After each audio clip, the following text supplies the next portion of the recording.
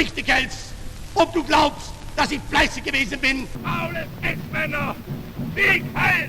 একজন মানুষ যিনি একসময় শিল্পী হতে চেয়েছিলেন কিন্তু পরে হয়ে উঠেছিলেন জার্মানির এক নায়ক। তার সিদ্ধান্তে শুরু হয় ভয়াবহ যুদ্ধ, আর তার নাৎসি শাসনের হাতে প্রাণ হারায় প্রায় 60 লক্ষ ইহুদি। তিনি আর কেউ নন, অ্যাডলফ হিটলার। কিন্তু প্রশ্ন হলো, হিটলার আসলে কে ছিলেন? কিভাবে তিনি ক্ষমতায় এলেন?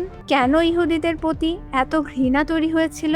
আর শেষ পর্যন্ত কিভাবে তার মৃত্যু হয়?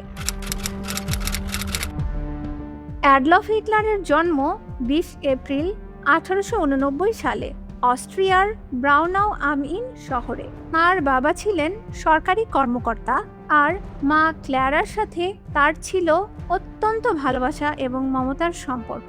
ছোটবেলা থেকেই মায়ের প্রতি ছিল ভীষণ শ্রদ্ধা। ছোটবেলায় হিটলার খুব বেশি পড়াশোনায় মনোযোগী ছিলেন না, বরং তার আগ্রহ ছিল আঁকা ও শিল্পকলায়। ভিয়েনার বিখ্যাত একাডেমি অফ ফাইন আর্টসে ভর্তি হওয়ার চেষ্টা করেছিলেন, কিন্তু দুইবারই ব্যর্থ হন। এরপর ভিয়েনায় তিনি আর্থিক সংকটের মধ্য দিয়ে জীবন কাটান এবং বিভিন্ন রাজনৈতিক ও জাতীয়তাবাদী চিন্তার সংস্পর্শে আসেন। প্রথম বিশ্বযুদ্ধ হিটলারের জীবনে বড় পরিবর্তন আনে। তিনি জার্মান সেনাবাহিনীতে যোগ দেন এবং যুদ্ধে অংশ নেন।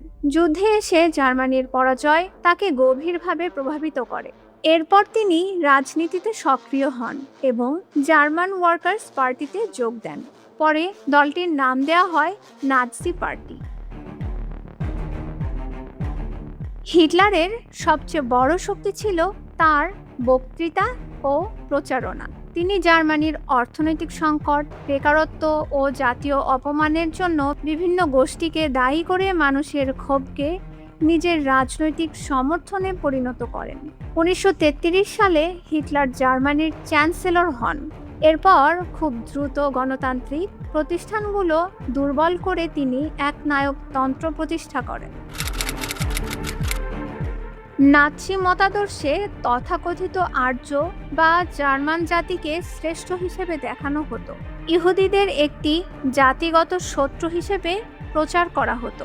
প্রথম বিশ্বযুদ্ধে জার্মানির পরাজয়, অর্থনৈতিক সংকট ও সামাজিক সমস্যার জন্যও নাৎসির মিথ্যাভাবে ইহুদিদের দায়ী করত।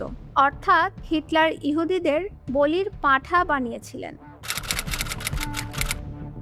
প্রথমে তাদের নাগরিক অধিকার কেড়ে নেওয়া হয়, চাকরি ও শিক্ষা থেকে সরিয়ে দেওয়া হয়, ব্যবসা ও সম্পত্তি কেড়ে নেওয়া হয় এবং সমাজ থেকেও বিচ্ছিন্ন করা হয়। 1938 সালে ভাঙা কাচের রাতে ইহুদিদের দোকান, বাড়ি ও উপাসনালয়ে ব্যাপক হামলা হয়।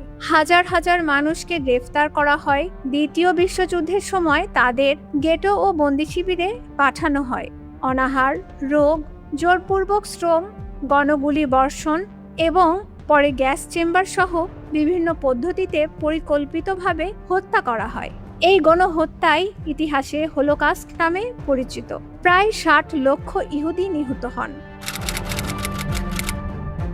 ইউরোপে দ্বিতীয় বিশ্বযুদ্ধ শুরু করার প্রধান দায় হিটলার ও নাৎসি জার্মানির। হিটলার একের পর এক ভূখণ্ড দখল করতে থাকেন। অবশেষে 1 সেপ্টেম্বর 1939 নাৎসি জার্মানি পোল্যান্ড আক্রমণ করেন।